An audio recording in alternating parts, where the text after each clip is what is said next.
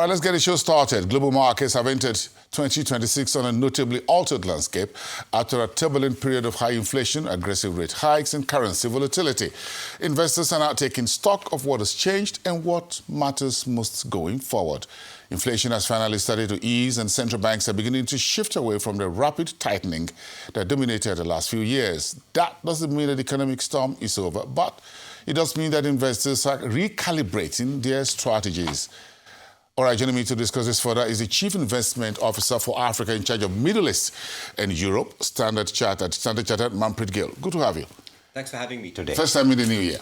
Okay, that's it. It's good to have you. We're entering the new year. How's the global macroeconomic environment evolved compared to where we started off in 2025, particularly if you're looking at the MENA region, Middle East, Europe, and Africa? Well, I think there are a handful of key differences, right? I think, and I'll start with the US because that's where I think the heart of where the changes have happened. So as we know, of course, from last year, there is a new president who's completed a year. But I think the key one really that is interesting to us is that inflation in the US and elsewhere appears to be less of a problem, less of a worry.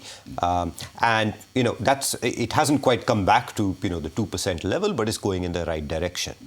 That was the most important thing. Obviously, we've experienced the whole cycle around tariffs and higher policy uncertainty. But I think that to us is the biggest difference because it's really opened up room for central banks to cut rates to support economic growth. And I think that's, on balance, ultimately left us, we think, in a better place than where we were a year ago.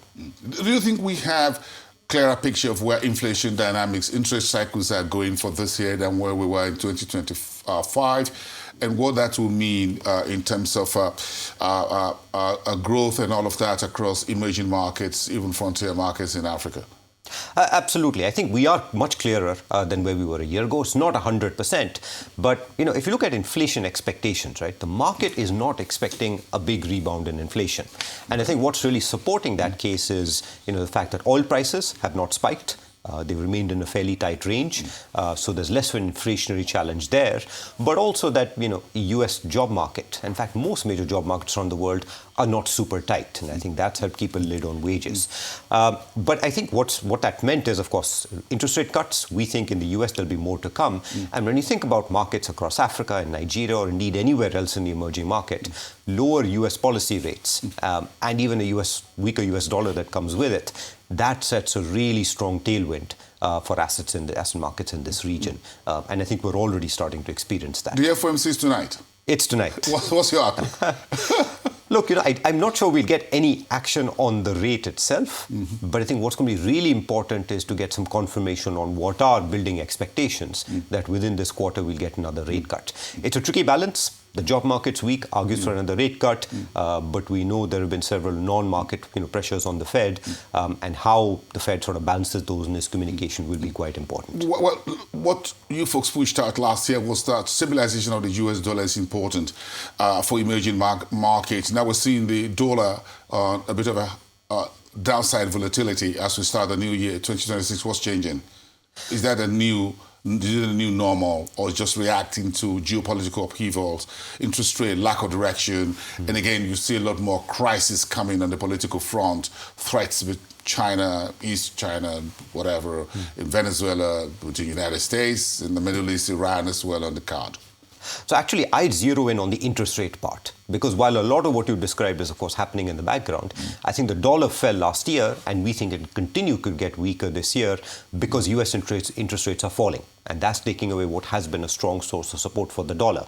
But like you said, weaker dollar, in our view, is a really good environment for emerging markets. So what we've done, of course, is, in our equity markets sort of call, we've raised sort of Asian equities to overweight.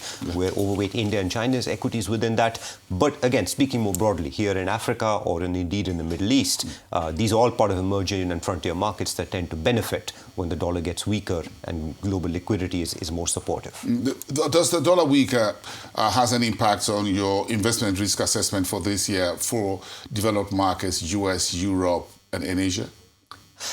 It does, in the sense that, it feeds into why we like equity markets still. Because, again, a weaker dollar tends to be good for risky assets. including the US as well. Right. I think the US market specifically has less to do with the dollar. We think there the AI theme is still dominant, and earnings growth is very strong. So that sort of gives us confidence in the US. But I think where the weaker dollar link comes in is in our preferred markets in non-US. I think many non-US markets should do well in a weak dollar world, but I think Asia in our mind and emerging markets generally are sort of top of the pile in terms of markets we think will perform best. Not only stocks, but even bond markets, currency markets, we think that's a nice tailwind. Does that change when you talk about investment perspective for Nigeria, for emerging Africa in 2026 compared to a year ago? Well, I think the lower US interest rates, a weaker dollar, it really starts to ease up pressure from a global level. And I think we've already seen that unlock quite a bit of performance. In Nigeria, or indeed if you look at equity markets across Africa, it's been a spectacular run recently. And look, a lot of that requires, many domestic factors to be in place. But what we've seen time and time again is that when you see that pressure from, either high interest rates or a stronger dollar else, in the US, when you start to see that pressure go away or reduce, that's what often is one condition that helps unlock some of that performance. So we expect to see more. Yeah. Commodities? Commodity prices as a catalyst, as what happens to these emerging frontier markets in terms of how they can navigate the dollar behavior for the current year when you look at commodity-driven export economies in Africa, Zambia, Zimbabwe, Nigeria, a bit of South Africa, and a few others? So I think weaker dollar is great for commodity prices generally. And again, that sort of feeds into why it's a great tailwind. But I will say that within commodities, each commodity's own demand and supply balance also has a big influence. Okay. I think our preferred area is more in the precious metal space. I mean, we've all seen the rally in gold and the related catch-up trades. That's where our biggest overweight is. But look, I can imagine a scenario where some of that starts to spill over into the broader metal space to varying extents. So I think that's the positive. It's really only energy prices which we think will remain range-bound just because we have quite a bit of supply despite all the worries around the demand side. Oil prices. That's what it means. Supply and demand metrics for this year and what that could mean for oil exporting economies and countries where the budget is heavily dependent on oil revenue, all of that. So what should global investors prioritize most for this year then? If you look at commodities on one side and energy oil markets on the other hand. So I think, look, there are two areas we'd really prioritize within a diversified portfolio. It's global stocks with a tilt to emerging markets, as we discussed. It's precious metals, but all of that within a well-diversified portfolio. I think that's still important in the increasingly uncertain world we're in to make sure investors get invested, but they also stay invested. I think that's really the way we think about 2026. You think dollar is still the king in the market? I think we might have to wait a couple of decades to answer that question. But for now, we think the standard investment analysis of interest rates, that's the best way to predict where the dollar is going. Interest rate. Yes. So you rather anchor on interest rate rather than the US dollar.